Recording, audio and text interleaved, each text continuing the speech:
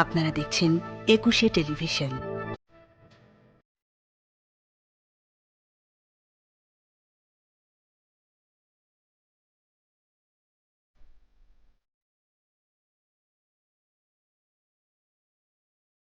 প্রিয় দর্শক, আমন্ত্রণ জানাচ্ছি একুশে টেলিভিশনের নিয়মিত অনুষ্ঠান কথোপকথন দেখবার জন্যে। এই অনুষ্ঠানে আপনারা জানেন আমরা আমাদের একজন বন্ধু, যিনি সমাজের একজন অন্যতম গুণী ব্যক্তি, তাকে অনুরোধ করে আনি আমন্ত্রিত অতিথি হিসেবে। তার সঙ্গে আমরা তার জীবনের চলাচলের, তার পথের, তার হয়ে ওঠার ইত্যাদির গল্প শুনি। আজকে তেমনি আমাদের সঙ্গে উপস্থিত হয়েছেন আমাদের অত্যন্ত প্রিয়জন, সম্মানীজন, আমাদের আপনাদেরও কাছেও খুব প্রিয়, যিনি বাংলাদেশের প্রগতিশীল আন্দোলনের অন্যতম পথিকৃৎ হিসেবে আমরা জানি, এবং মুক্তিযুদ্ধ জাদুঘরের ট্রাস্টি, নির্বাহী সম্পাদক ছায়ানট। তিনি আর কেউ নন, ডক্টর সরোয়ার আলী। সরোয়ার ভাই, আপনাকে আমাদের সাথে পেলাম, এটা আমার সবসময়ই সৌভাগ্য যখনই আপনাকে পাই যে কোনো কাজে। আমি খুব ব্যাখ্যা কিছু দিলাম না, কারণ আপনার পরিচয় দিতে গেলে অনেক কথা বলতে হয়, কিন্তু যে কাজটির সাথে আপনার নাম জড়িত হয়েই থাকবে সবসময়, সেটা হচ্ছে এই দেশের প্রগতিশীল আন্দোলনের সাথে আপনার অন্যতম একটা সম্পৃক্ততা এবং নেতৃত্ব। মুক্তিযুদ্ধ জাদুঘরের কথা বলেছি, ছায়ানটের কথা বলেছি। মুক্তিযুদ্ধ চলাকালে আপনি একটা বিশেষ ভূমিকা পালন করেছিলেন। বাংলাদেশ প্রবাসী সরকার, আমাদের মুক্তিযুদ্ধের সরকার বা বাংলাদেশ সরকারের হয়ে দেশে বিদেশে আপনি ঘুরে বেরিয়েছিলেন জনমত গঠনের জন্য। এটা দিয়ে শুরু করি আজকে। 1971 সালে যখন মুক্তিযুদ্ধ হয়, বিশ্ব তখন দুই পরাশক্তিতে বিভক্ত। একদিকে বিশ্ব সমাজতান্ত্রিক রাষ্ট্রসমূহের সোভিয়েত ইউনিয়নের নেতৃত্বে, অপরদিকে মার্কিন যুক্তরাষ্ট্র।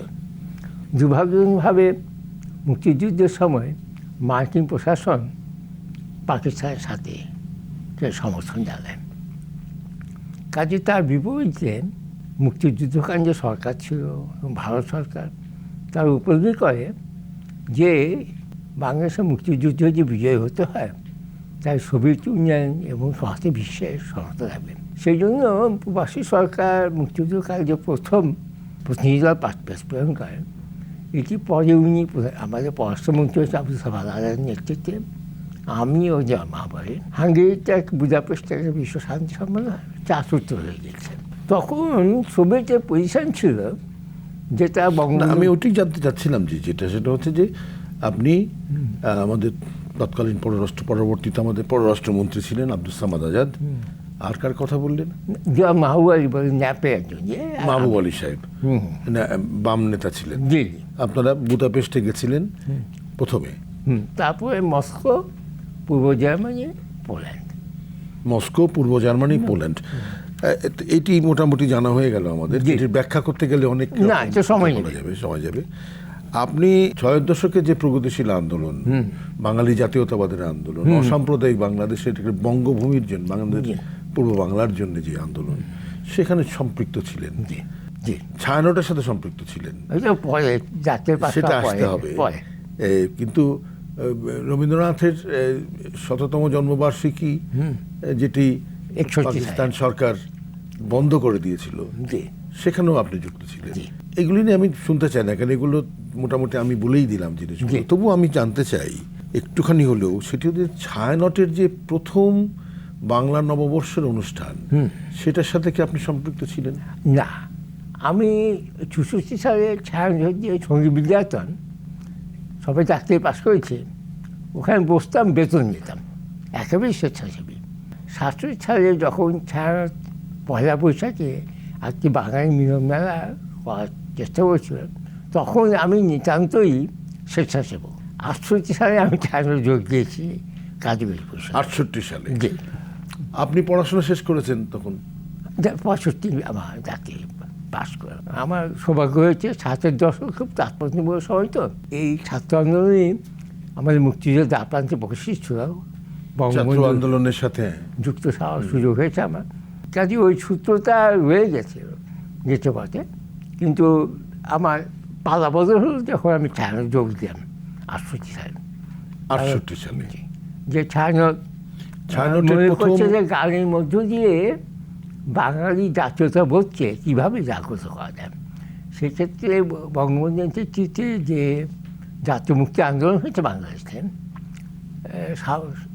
যে সাংস্কৃতিক আন্দোলন আপনি যুক্ত ছিলেন, সেখানে ছায়ানোর একটা বড় ভূমিকা পালন করার সুযোগ পেয়েছে। তার মানে ছায়ানটের সাথে যুক্ত হওয়াটা শুধু গান শোনার জন্য বা না, একদম না, একদমই নয়। একদম বঙ্গবন্ধুর নেতৃত্বে বাঙালি জাতীয়তাবাদের যে আন্দোলন, সে আন্দোলনকে বেগবান করবার জন্যে এবং বাঙালি জাতিকে ঐক্যবদ্ধ করবার জন্যে, এটা সাংস্কৃতিক মেলবন্ধনে নিয়ে আসবার জন্য জি, যে খুব কাজটির যথার্থ সাথে আপনি জড়িত হয়েছিলেন। যথার্থ। এবং আপনার সৌভাগ্য, আপনি সেখানে ওয়াহিদুল্লাহকে পেয়েছেন, জি। আপনি সঞ্জিদা খাতুনকে পেয়েছেন জি, জি। এবং আরও অনেককে পেয়েছেন। তাদের সম্পর্কে একটু শুনি। আজিমপুরের ছোট বাসা, এবং এই দুজন আজিমপুরে কার বাসা ছিল? এটা ওয়াহিদ ভাই সঞ্জয় খাতুনের নিজস্ব বাসা, নিজস্ব বাসা ছিল, ওখানে মহড়া হতো, ওখানে অনুষ্ঠানের পরিকল্পনা হতো, যে ওই ছোট্ট বাসাতেই। ছোট বাসাতে, এবং মহড়াগুলো তো ওখানেই হতো। আমি একেবারেই স্বেচ্ছাসেবী, পরিকল্পনাগুলোর সাথে যুক্ত গানও ছিলাম করতেন না? না, কিছুই করতেন একেবারে না। পরিকল্পনার সাথে যুক্ত থাকার আমার সুযোগ হয়েছে। এবং তখন বুঝেছি যে কিছু স্বপ্নগ্রস্ত মানুষ বাংলাদেশে ছিল, শুধু ওনারা দুজন না, আরও শিল্পী, সাহিত্যিক, বুদ্ধিজীবী। সবাইকে তার একসাথে তখন থেকেই বাঙালি একটি স্বাধীন আবাসভূমি ছাড়া পাকিস্তানি এই অগণতান্ত্রিক বৈষম্যমূলক দেশ শাসন থেকে মুক্তি পাবে না, এই যে সময় তারা খুব নিশ্চিত হয়েছেন। এবং আরও বলা উচিত যে এই চিন্তাবিদ্যা এটাও নিশ্চিত হয়েছিলেন যে বাংলাদেশ কোন ধারা রাষ্ট্র হবে সেটাও তারা নিজেরা নির্ধারণ করেছেন, এবং বঙ্গবন্ধুর সাথে যুক্তভাবে এই বিবেচনাটার মধ্যে জড়িয়েছিলেন। মানে আপনি কোন ধারার রাষ্ট্র হবে না, জাতি রাষ্ট্রের কথা বলছেন? না, এই একটা রাষ্ট্র হবে পাকিস্তানের সামরিক শাসনের বিরুদ্ধে একটি গণতান্ত্রিক জবাবদিহিমূলক রাষ্ট্র হবে, যে রাষ্ট্রে সাম্প্রদায়িকতা কোনো স্থান থাকবে না, সকল ধর্ম জাতির মানুষ সমুদ্রের রাষ্ট্র মানুষে হবে। মানুষে বৈষম্য থাকবে না। থাকবে না, যে একটা সমতাভিত্তিক সমাজ হবে, এবং বাঙালি জাতীয়তাবাদ তথা বাঙালি সংস্কৃতি এক নির্বিঘ্ন যাত্রা হবে, এমন একটি রাষ্ট্র কল্পনা তারা করেছেন, যেটি আমরা লক্ষ্য করেছি পরে যে বঙ্গবন্ধুর ৭২ সংবিধানে এটি সুনির্দিষ্টভাবে এসছে। হ্যাঁ, ঠিক। তার মানে বঙ্গবন্ধুর রাজনৈতিক পথ চলাটা যথেষ্টভাবে সহায়ক হয়েছে এই আন্দোলনগুলো। জি, শুধু এবং বুদ্ধিজীবী বঙ্গবন্ধু একটা বড় গুণের দিকটা লক্ষ্য করবেন আপনি ভাবলেন যে এই যে চিন্তাবিদ্যা, যাদের অনেককে এই কারণে হত্যা করা হয়েছিল, তাদের সাথে একটা নিয়মিত যোগাযোগ বঙ্গবন্ধু রাখতেন, তাদের পরামর্শ শুনতেন, এই বড় গুণটি এই জাতিজনকের ছিল। এটি তো রীতিমতো একটা দৃষ্টান্ত হওয়া উচিত বর্তমান সময়েও। আমি সেই জন্যই এই কথা প্রাথমিকভাবে তুললাম যে বঙ্গবন্ধু তার রাজনৈতিক আন্দোলনের পাশাপাশি সামাজিক আন্দোলন, সাংস্কৃতিক আন্দোলনের সাথে তিনি সম্পৃক্ত নিবিড়ভাবে যোগাযোগ রেখেছেন। ৭১-এ আপনি কোথায় ছিলেন? ২৫শে মার্চের রাতে আপনার কোথায় অবস্থান? ২৫শে মার্চে ছাত্র তো শেষ হয়েছিল, কিন্তু তখন তো এখন ইকবাল হল, এখন যে জহুরুল হল, ওই জায়গায় ছাত্র সংগ্রাম সভা হতো। আবার ফিরে গেছি ওই জায়গায়। আমরা ২৫শে মার্চ ওখানেও বিকাশ পর্যন্ত ছিলাম। তখন বেলুচিস্তান সিন্ধের নেতারা এসছে মঙ্গলের সাথে আলাপ করতে। তারা ওখানে এসে আমাদের জানান যে আজকে রাতে এরকম একটা আক্রমণ হতে পারে। শব্দটা আক্রমণই। বেলুচিস্তান এবং সিন্ধের নেতারা এসছে। হ্যাঁ, গাজর, বেদঞ্জ আর খায়বাক্স মালি ওয়ালি খান এসেছিলেন, কিন্তু আমার সাথে দেখা হয়নি। উনি এসে বললেন যে তোমাকে হলে বসতে হবে। সেই কারণে লক্ষ্য করেন পীযূষ যে ছাত্র নেতারা, কারণ বঙ্গবন্ধুর কাছ থেকে নিশ্চয়ই ছাত্র নেতারা একই বার্তা পেয়েছেন, কিন্তু কেউ হলে ছিল না। নাহলে তো একটা বিশাল একটা বিপদগ্রস্ত বিষয় ঘটনা ঘটেছে। যে দুর্ভোগটি, যে নির্যাতনটি হলো জগন্নাথ হলের উপর দিয়ে গেল আর কি। আমরা একটা ছোট্ট বিরতিতে যাব, বিরতির পর আবার আমরা ফিরবো আমাদের আলোচনায়। প্রিয় দর্শক, আপনারা দেখছেন ২১শে টেলিভিশনের নিয়মিত অনুষ্ঠান কথোপকথন। কথা বলছি আমাদের আজকের অতিথি ডক্টর সরওয়ার আলীর সঙ্গে। আমরা একটা ছোট্ট বিরতিতে যাব, বিরতির পর আবার আমরা ফিরে আসবো আমাদের অনুষ্ঠানে। ততক্ষণে আমাদের সঙ্গে থাকবেন। বিরতির পর আবার আমরা ফিরছি আমাদের অনুষ্ঠানে, দেখছেন কথোপকথন। সরওয়ার ভাই, 25শে মার্চের বিকেল পর্যন্ত আপনি ওখানে ছিলাম। ছিলেন ইকবাল হল, মানে বাহ। সার্জন জহুরুল হক হলের ওখানে। রাতেই তো হ্যাঁ। অপারেশন সার্চলাইটের অপারেশন শুরু হয়ে গেল, বাঙালি নিধন শুরু হয়ে গেল। জি। এই ব্যাপারটা একটু বলি, শুনি আপনার কাছ থেকে। আমাদের বাসায় নয়াপল্টনে 2টা ব্লক পরে তো রাজারবাগ পুলিশ লাইন, আর এই পূব দিকে একটু দূরে একটা বস্তি। এই 12টার পর থেকেই প্রচণ্ড গোলাগুলির শব্দ। রাজারবাগের ঘটনাটা শুনছি আমরা, কিন্তু সবচাইতে মর্মান্তিক এসে বস্তি। আপনি তো জানবেন যে এই বস্তিবাসীরা বিশেষ করে 69 গণঅভ্যুত্থানে এই বস্তির ছেলেমেয়েরা সব সাহসী ভূমিকা পালন করে। বিশাল ভূমিকা পালন করেছিল। এই বস্তিগুলো কী হলো, একটা চেষাপুরের ছাড়ে, তাতে এলাকাটা আলোকিত হয়, তারপর ট্যাঙ্ক দিয়ে পুরো বস্তি নিঃশ্বাস করা হয়। গুড়ি দেওয়া হয়। এবং আপনি আরও জানবেন যে তখন তো ওই ফুলবাড়ি স্টেশন অপ্রিয় বলে, সেখান থেকে নীলক্ষেত অবধি রেল লাইনের পাশে বস্তি ছিল। এই পুরো বস্তি তারা দাঁড়িয়ে গেছে। অর্থাৎ ওদের টার্গেট ছিল এই যে দৈর্যশ্রী মানুষ যারা গণ আন্দোলনের মূল জনশক্তি ছিল, বিশ্ববিদ্যালয়ের শিক্ষক, বিশ্ববিদ্যালয় হল, এগুলো থেকে যে একটা টার্গেটে একটা সিলেক্টিভ জেনোসাইড এটি শুরু হয়েছে। সেদিন বাসাতেই আমরা সবাই। তারপর ঢাকা ছাড়লেন কবে? ঢাকা ছিলাম 1 এপ্রিল। 1 এপ্রিলে। প্রথমে তো বুঝিনি যে দেশে থাকতে পারবো না। প্রথমে রায়পুরে গেলাম, সেখানে আগরতলা ষড়যন্ত্র আমরা অভিযুক্ত শওকত আলী আর কমান্ডার রৌফ, তারা প্রথম আমাদের বন্ধুত্ব আনছিলেন। এবং শওকত আলীকে পেলেন এবং আব্দুর রৌফকে পেলেন। হ্যাঁ, কমান্ডার আব্দুর রৌফ। কমরেড আব্দুর। তো তারা আমাদের প্রথম বলা যে প্রথম বন্দুক ছুঁয়ে দেখলাম। কিন্তু প্রথম বন্দুক ছুঁয়ে দেখলেন রায়পুরা গিয়ে। ছাত্র আন্দোলন তো আপনি জানেন, তখন তো ঘির একমাত্র ইট মারা ছাড়া কোনো অস্ত্র নেই। তো কিন্তু সম্ভবত 7-8 তারিখে ভৈরবে স্ট্যাফিং হলো। তখন আমরা উপদেশ করলাম আমরা যে থাকা যাবে না, দেশের অভ্যন্তরে থেকে যুদ্ধ করা সম্ভব না, দেশ ত্যাগ করতে হবে। এবং 8 তারিখে রওনা দিয়েছি। খুব মনে পড়ে যে 14 এপ্রিল অর্থাৎ 1 বৈশাখ আমরা আগরতলায় পৌঁছেছিলাম। আমরা 1 বৈশাখে আগরতলায় পৌঁছালেন। জি। পৌঁছে তখন কি কাদের পেলেন? নেতৃস্থানীয় নেতৃস্থানীয় প্রথম হচ্ছে যে ওখানে একটা অ্যাডভান্স পার্টি চলে গেছিলেন, এরা 2জন ভূষণ জ্ঞানী লোক, রণজিৎ গুপ্ত এবং সত্যেন সেন। রণজিৎ দাশগুপ্ত, সত্যেন সেন, সত্যেন সেন, তাদেরকে পেলেন ওখানে? তাদের পেলাম। তারা আমাদের সাথেই গেছিলেন, কিন্তু আমাদের একদিন আগে তারা পৌঁছে গেছেন। তারপরে ওখানে কিছু ততদিনে নিশ্চয়ই ত্রিপুরাতে, মানে আগরতলা, ত্রিপুরা সহ জি অনেক মানুষ ঢুকে গেছে। অনেক মানুষ ঢুকে গেছে। যে অবাক লাগে এই কারণ যে ত্রিপুরাবাসী যে পরিমাণ আগরতলায় থাকে তার বেশি সংখ্যক বাঙালি শরণার্থী। অথচ এই 9 মাসে কখনোই ওই ট্রেনিং যাওয়ার আগ পর্যন্ত কখনোই তাদের মধ্যে কোনো বিরক্তি বা ক্ষোভ দেখলে এটা খুব অবাক লাগে। এখন ভাবতে কেমন লাগে? না এই আপনি তখন কি অনিল সরকারকে পেলেন ওখানে? হ্যাঁ, জি, ওনাকে পেলাম। জি,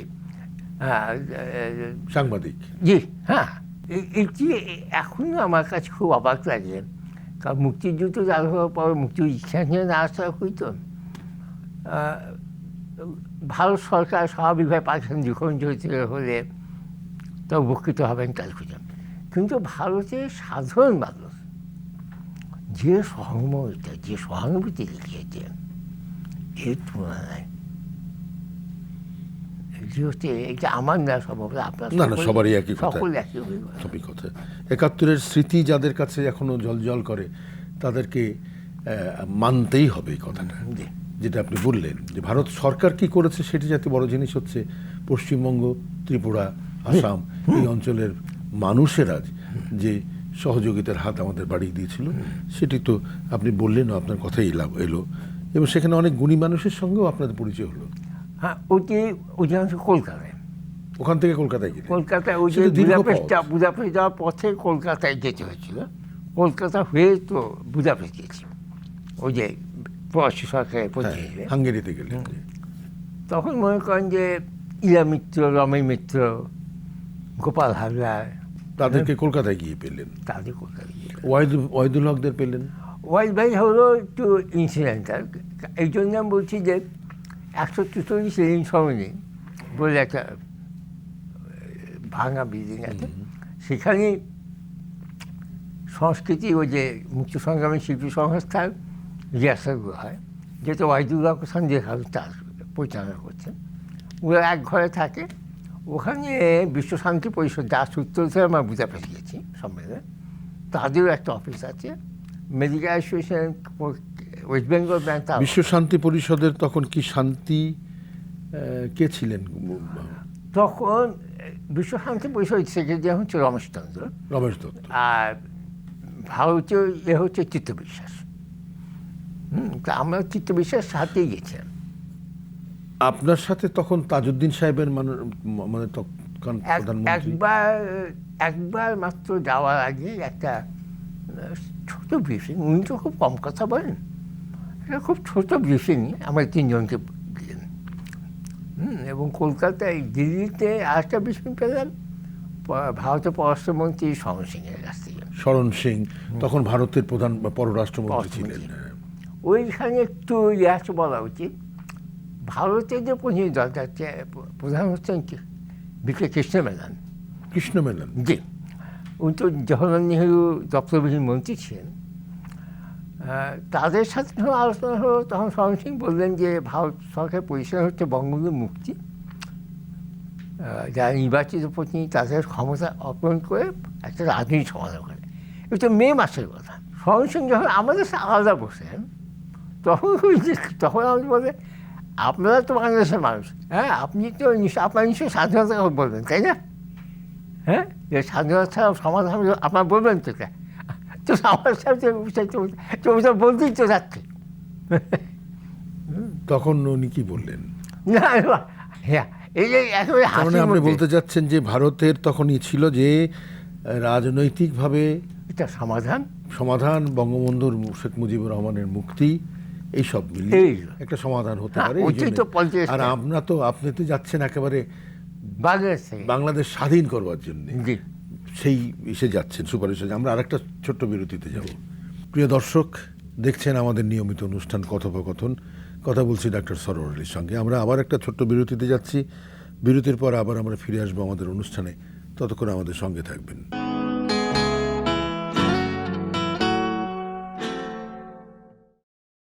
ফিরে আসছি আবার আমরা আমাদের অনুষ্ঠানে। দেখছেন কথোপকথন। আমরা তো অতীত নিয়ে কথা বলেছি, বর্তমানকেও তুলে আনা দরকার।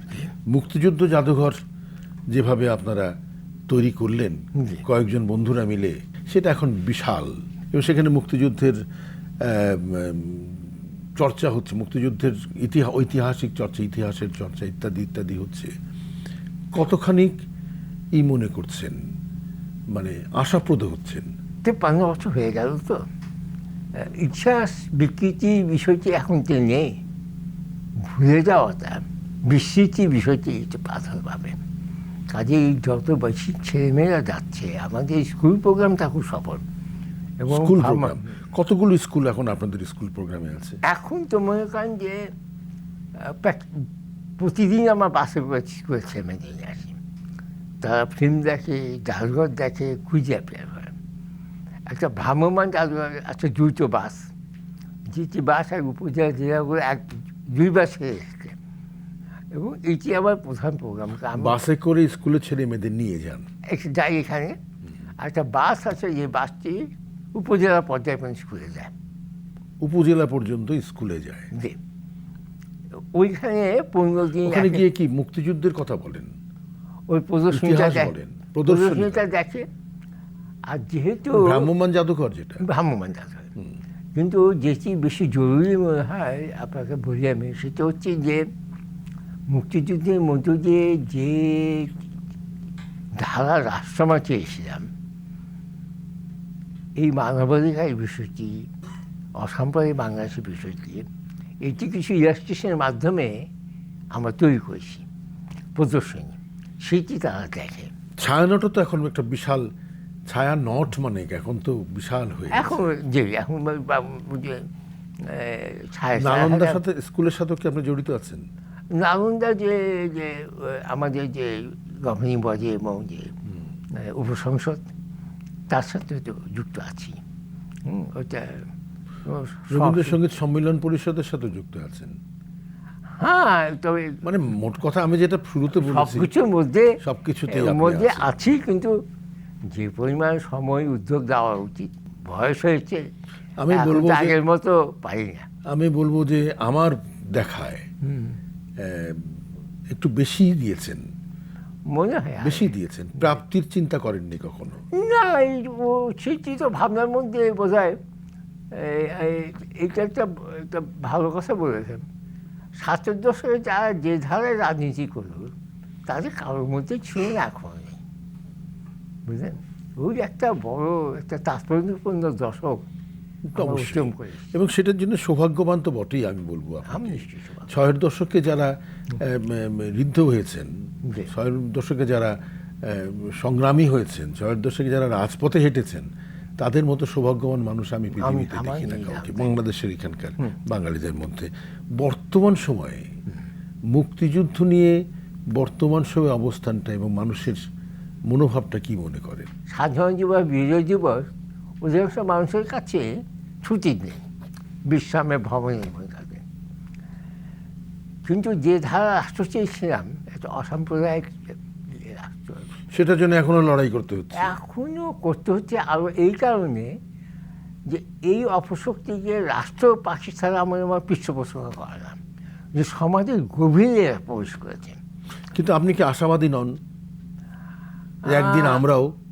আমি আশায় বুক বেঁচেছি বটে, কিন্তু ভয় হয় কি জানেন, যখন ধর্মের ব্যাখ্যা নিয়ে মানুষের কাছে আসে, তখন এর থেকে উত্তরণের পথটি সম্ভবত দীর্ঘমেয়াদী হবে বলে আশঙ্কা। দীর্ঘমেয়াদী হবে। বলে আশঙ্কা। সৌরভ ভাই, আমরা শেষ করব। অল্প কথায় অনেক কিছু আপনার কাছ থেকে শুনেছি। আমরা ঋদ্ধ হয়েছি, আমাদের দর্শকরাও ঋদ্ধ হয়েছেন। আপনাকে অসংখ্য ধন্যবাদ আমাদের এখানে আসবার জন্য, কৃতজ্ঞতা প্রকাশ করছি। আপনাকে অনেক ধন্যবাদ। প্রিয় দর্শক, দেখছিলেন আমাদের নিয়মিত অনুষ্ঠান কথোপকথন। কথা বলছিলাম আমাদের প্রিয় মানুষ ডক্টর সরোয়ার আলীর সঙ্গে। তিনি সবসময় যে কথাটি বলেছেন, সেটি হচ্ছে মুক্তিযুদ্ধের ভাবাদর্শে অসাম্প্রদায়িক সম্প্রীতির বাংলাদেশ, বাঙালির বাংলাদেশ, সেই বাংলাদেশটা যেন আমরা ধরে রাখতে পারি। যেভাবে ৭১-এ লড়াই করে ধরে ধরে জিতেছিলাম, সেই লড়াইটি আমরা এখনো করে যাচ্ছি এবং লড়াইটি চলবে। ভালো থাকবেন।